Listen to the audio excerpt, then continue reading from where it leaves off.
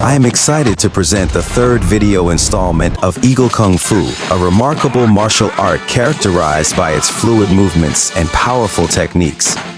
In this video, we will explore 3 exceptional moves that exemplify the artistry and effectiveness of this discipline.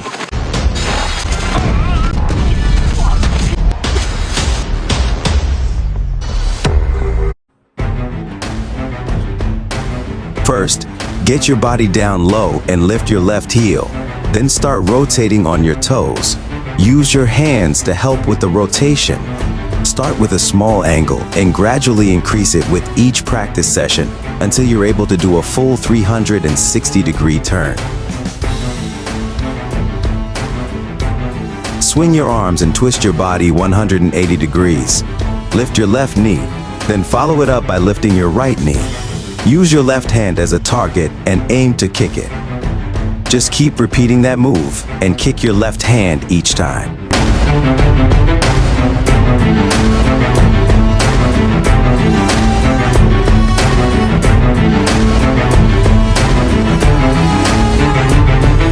Hi my friend, that's all for today. Thank you for supporting as always. I love you all. See you in next video.